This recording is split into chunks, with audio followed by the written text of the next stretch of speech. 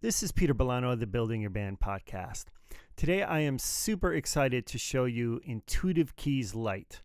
Now, Intuitive Keys is really trying to get the best sounds possible out of stock MainStage. It uses the mod wheel and aftertouch so that you can control your sound and evolve it and create very evocative sound in real time.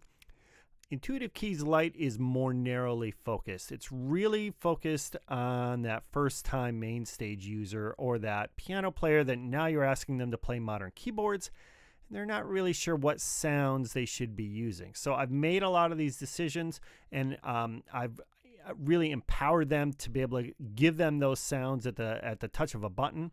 And I'm super excited to show you this. So when you download in MainStage for the first time, you have to download about 2 gig of data, and then you need to install that. So first time you do that, be sure you do that somewhere that you have some bandwidth. All right, don't wait till the last minute. And then once you've downloaded Intuitive Keys Lite, really all you have to do, that'll be in your download folder, right? And you just need to drag that in your MainStage folder. And then there's going to be a README so we can connect up on social media and you can find other resources such as this video. And then there's this Intuitive Keys concert. And this is about 1 gig. And once all these bass sounds get installed, we can double click on this. And Intuitive Keys is going to come right up. It's not going to require you to download any additional sounds. Everything's wrapped right into this, and it's going to recognize all MIDI input immediately. So let's see what we have going on here. All right, I think we're all installed, so I'm going to just double click on this and we're going to watch it open up for the first time in a brand new copy of MainStage. And there it is. And it usually takes about a second here to get its bearings. Okay, and that's really it for the installation. We could stop the video at this point, but we'll just go through the motions of, okay, the keyboard is immediately recognized, the sustain pedal is immediately recognized. Sometimes our sustain pedal polarity can get flipped and that can be confusing. So often what I do, I just unplug my USB on my keyboard and plug it back in, or if you have a regular keyboard, you can power it down and power it back up with your foot off the sustain, and then most keyboards will recognize the correct polarity on the keyboard. And then we're gonna check our mod wheel here, which should move the little the ball on the X direction, and then aftertouch pushing down hard on our keyboard should move it in the Y direction. So we should be able to move all the way around. And the only other thing we're going to do, we're going to go look in our preferences here. So I'm going to do Command, comma. That's right up here. Preferences, right? There's Command, comma.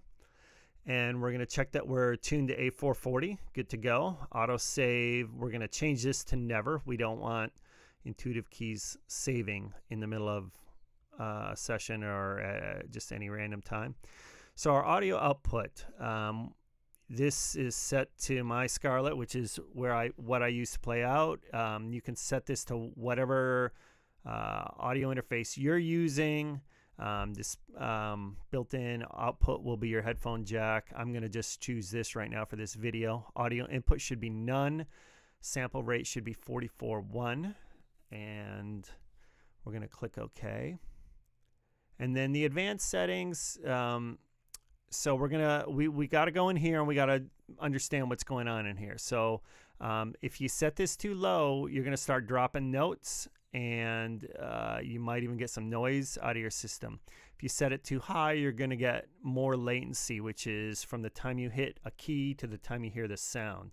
So with a very modern system, you should be able to get 128 no problem. I've seen folks getting 64 and 32, but 128 gives you 8 milliseconds of output, 8 or 9. That's fantastic.